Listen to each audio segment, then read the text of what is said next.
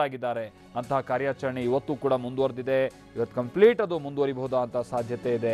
ಆಮೇಲೆ ಧಾರವಾಡದಲ್ಲಿ ನಿರ್ಮಾಣ ಹಂತದ ಕಟ್ಟಡ ಕುಸಿತ ಆಗಿರುವಂತಹ ಪ್ರಕರಣಕ್ಕೆ ಸಂಬಂಧಪಟ್ಟಂತೆ ಮೃತರ ಕುಟುಂಬಕ್ಕೆ 10 ಲಕ್ಷ ರೂಪಾಯಿ ಪರಿಹಾರ ಕೊಡಬೇಕು ಅಂತೇಳಿ ಮಾಜಿ ಮುಖ್ಯಮಂತ್ರಿಗಳಾಗಿರುವಂತಹ ಜಗದೀಶ್ ಶೆಟ್ಟರ್ ಒತ್ತಾಯಿಸ್ತಾ ಇದ್ದಾರೆ ಅನ್ನೋದು ಗೊತ್ತಾಗ್ತಾ ಇದೆ.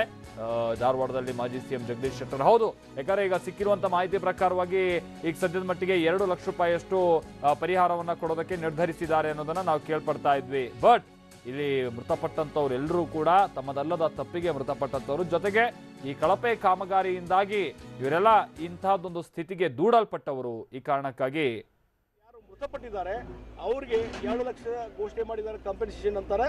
ನಾನು ಹೇಳ್ತೀನಿ ಮಿನಿಮಮ್ 10 ಲಕ್ಷ, ಮಿನಿಮಮ್ 10 ಲಕ್ಷ ಒಂದು ಕುಟುಂಬದವ್ರಿಗೆ. ಇವತ್ತು ಇದರಲ್ಲಿ ನಿಧನರಾಗಿದ್ದಾರೆ, ಸತ್ತಿದ್ದಾರೆ, ಅವರಿಗೆ ಮಿನಿಮಮ್ ಆ ಕುಟುಂಬದವ್ರಿಗೆ 10 ಲಕ್ಷ ಕಾಂಪೆನ್ಸೇಷನ್ ಕೊಡಬೇಕು. ಮತ್ತು ಯಾರು ಇಂಜೂರ್ಡ್ ಇದ್ದಾರೆ, ಸೀರಿಯಸ್ ಇಂಜುರ್ಡಿ, ಮಿನಿಮಮ್ 2 ಲಕ್ಷದಿಂದ 3 ಲಕ್ಷ 4 ಲಕ್ಷ 5 ಲಕ್ಷವರೆಗೂ. ಈ ನಾ ಕಿಮ್ಸ್ಗೆ ಹೋಗಿದ್ದೆ, ಅಲ್ಲಿ ಒಬ್ಬರು ಕುಟುಂಬದ ಸದಸ್ಯರು ಭೇಟಿ ಆದರು. ಆತನೇ ಒಬ್ಬ ಅಲ್ಲಿ ಕೆಲಸ ಮಾಡುವಂಥದ್ದು, ಮನೆ ಆತಿಂದ ನಡೆಯುವಂಥದ್ದು, ಕಾರ್ಪೆಂಟರ್ ಕೆಲಸ ಏನೋ ಮಾಡ್ತಾನೆ. ಆ ಹೆಂಡತಿ ಬಂದು ನನಗೆ ಕೇಳಿದ್ಲು, ನೋಡಿರಿ ಒಬ್ಬರ ದುಡಿಯುವ, ನಾವು ಬೇರೆ ಬೇರೆ ಸೊಸೈಟಿಯಲ್ಲೆಲ್ಲ ಸಾಲ ಮಾಡಿದ್ದೇವೆ, ಆ ಸಾಲ ನಾವು ವಾರ ನಾವು ಕಂತು ತುಂಬಬೇಕು. ಈಗ ಮನೆಯಾಗ ಇಲ್ಲಿ ಹಾಸ್ಪಿಟ್ಲಾಗ ಟ್ರೀಟ್ಮೆಂಟ್ ತೊಗೊಂಡು ಕುಂತ್ರೆ ಆತನ ನಮ್ಮ ಮನೆಗೆ ಗತಿ ಏನು ಅಂತ ಹೇಳಿದ ಮೇಲೆ ನಾವು ಸಮಾಧಾನ ಮಾಡಿ, ಇಲ್ಲ ಸರ್ಕಾರದವರು ಪರಿಹಾರ ಕೊಡಿಸುವಂಥ ಪ್ರಯತ್ನ ನಾವು ಮಾಡ್ತೀವಿ, ಇಂಜೂರ್ಡ್ ಆದವ್ರಿಗೂ ಕೊಡ್ತೀವಿ, ಅದಕ್ಕೆ ಅದ್ರ ಬಗ್ಗೆ ಸರ್ಕಾರ ಒತ್ತಾಯ ಮಾಡ್ತೀವಿ ಅಂತ ಹೇಳಿ ಬಂದಿದ್ವಿ. ಅದಕ್ಕಾಗಿ ಮಿನಿಮಮ್ 2 ಲಕ್ಷದಿಂದ ಅದಕ್ಕಿಂತ ಹೆಚ್ಚು ಅವ್ರ ಇಂಜುರಿ ಮೇಲೆ ಪರಿಹಾರನೂ ಕೊಡಬೇಕು. ಮತ್ತು ಯಾರು ಮಿನಿಮಮ್ 10 ಲಕ್ಷ ಕೊಡಬೇಕು ಅನ್ನುವಂಥ ಒತ್ತಾಯ ಮಾಡಿ ಮತ್ತು ನಮ್ಮ ಅಧಿಕಾರಿಗಳಾಗಲಿ. ಓಕೆ, ಇದು ಜಗದೀಶ್ ಶೆಟ್ಟರ್ ಅವರು ಹೇಳಿದ್ರು. ಪಾಪ ಈ ಥರ ಬಹಳಷ್ಟು ಮಂದಿ ನಾನು ಮೊದಲೇ ಹೇಳಿದಾಗೆ ತಮ್ಮದಲ್ಲದ ತಪ್ಪಿಗೆ ಈಗ ನೋವನ್ನು ಅನುಭವಿಸ್ತಾ ಇರುವಂಥವ್ರು, ತಮ್ಮದಲ್ಲದ ತಪ್ಪಿಗೆ ಜೀವವನ್ನೇ ಕಳೆದುಕೊಂಡಂತಹ ಮಂದಿ ಬಹಳಷ್ಟಿದ್ದಾರೆ. ಹಾಸ್ಪಿಟಲಿಗೆ ಹೋದಂಥ ಸಂದರ್ಭದಲ್ಲಿ ಅವ್ರು ಹೇಳ್ತಾ ಇದ್ರು, ಪಾಪ ಯಾರೋ ಕಾರ್ಪೆಂಟ್ರು ಅವರು ಈ ಸೊಸೈಟಿಗಳಲ್ಲಿ ಸಾಲ ಮಾಡ್ಕೊಂಡಿದ್ರು ಅನ್ನುವಂಥದ್ದನ್ನೆಲ್ಲ ಹೇಳಿದ್ರು. ಬೇರೆ ಬೇರೆ ಕಡೆ ನಾವು ಸಾಲ ಮಾಡ್ಕೊಂಡಿದ್ದೀವಿ, ತಿಂಗಳ ಬಡ್ಡಿ ಕೊಡಬೇಕು. ಬಟ್ ಒಂದು ವ್ಯಕ್ತಿ ಈ ಥರ 2-3 ತಿಂಗಳು ಹಾಸಿಗೆ ಹಿಡಿದ್ಬಿಟ್ರೆ ಏನಾಗಬೇಡ ಆ ಕುಟುಂಬದ ಕಥೆ, ಅದೆಲ್ಲ ಅರ್ಥ ಮಾಡ್ಕೊಳ್ಬೇಕಿದೆ. ತಕ್ಷಣ ಪರಿಹಾರ ವಿತರಣೆ ಆಗಬೇಕು ಅನ್ನುವಂಥ ಒತ್ತಾಯವನ್ನು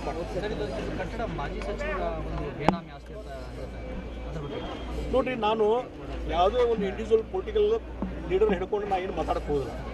ಹೀಗಾಗಿ ನಂದು ಒಂದೇ ಒಂದು, ಇದು ಬಿಲ್ಡಿಂಗ್ ಯಾರ್ದಾರು ಇರಲಿ, ಅದು ಬೇನಾಮ ಆಯಿತು, ಮತ್ತೊಬ್ರು ಮಾಲಕಿದಾಯಿತು, ಆದರೆ ಇವತ್ತು ಜೀವ ಹೋಯ್ತಲ್ಲ 9 ಜನರದ್ದು, ಆ ಜೀವ ಮರಳಿಕೊಳ್ಳಿಕ್ಕೆ ಆಗ್ತದ, ಆ ಜೀವ ಉಳಿಸ್ಲಿಕ್ಕೆ ಆಗ್ತದ. ಈಗ ಇನ್ನೂ 10 ಒಳಗಿದ್ದಾರೆ, ಅವರು ಇನ್ನೂ ಬದುಕಿದ್ದಾರೆ ಇಲ್ಲ ಅನ್ನೋದು ನಮ್ಗೆ ಗೊತ್ತಿಲ್ಲ.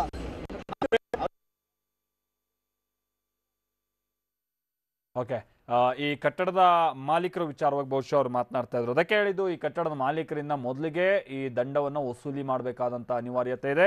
ಅದರ ಜೊತೆಗೆ ಅವರಿಗೆ ಕಠಿಣ ಶಿಕ್ಷೆಗೂ ಒಳಪಡಿಸಬೇಕಾದಂಥ ಕೆಲಸ ಆಗಬೇಕಿದೆ.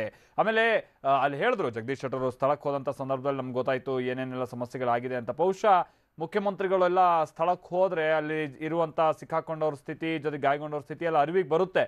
ಬಟ್ ಅವ್ರಿಗೆ ಏನು ಆ ಕಡೆ ಹೋಗದೆ ಇರೋದು, ಅಧಿಕಾರಿಗಳಿಗೆ ಚುರುಕು ಮುಡಿಸೋದಕ್ಕೂ ಕೂಡ, ಈ ಪರಿಹಾರದ ವಿಚಾರವಾಗಿ ಸರಿಯಾದ ಮಾಹಿತಿ ಕೊಡದೇ ಇರೋದಕ್ಕೂ ಕೂಡ ಬಹುಶಃ ಕಾರಣ ಆಗಿದೆ ಅಂತ ಕಾಣಿಸುತ್ತೆ ಸರ್ಕಾರಕ್ಕೆ. ಈಗ ನಾವು ಪ್ರತಿ ಹಂತದಲ್ಲಿ ನಾವು ಪ್ರತಿ ಹಂತದಲ್ಲಿ ಈಗ ಕಳೆದ 10 ವರ್ಷದಿಂದ ಹೇಳ್ಕೊಂಡ್ ಬಂದಿದ್ದೀನಿ. ಡೆವಲಪ್ಮೆಂಟ್ ಅಥಾರಿಟಿ ಮೀಟಿಂಗ್ದಾಗ ಮತ್ತು ಪಬ್ಲಿಕ್ ಯಾವುದೋ ಒಂದು ಸರ್ಕಾರಿ ಕಾರ್ಯಕ್ರಮ ಹೇಳ್ತಾ ಇದ್ದೀನಿ. ಇವತ್ತು ಅಥರೈಸ್ಡ್ ಬಿಲ್ಡಿಂಗ್ ಬೈಲಾಸ್ ಅದನ್ನು ಫಾಲೋ ಮಾಡುವಂಥ ಕೆಲಸ ನೀವು ಮಾಡಿ. ನಾವು ಪೊಲಿಟಿಕಲ್ ಲೀಡರ್ಸ್ ಆಗಿ, ಜನಪ್ರತಿನಿಧಿಗಳಾಗಿ ನಾವು ಎಲ್ಲಿ ಇಂಟರ್ವ್ಯೂ ಮಾಡೋದಿಲ್ಲ.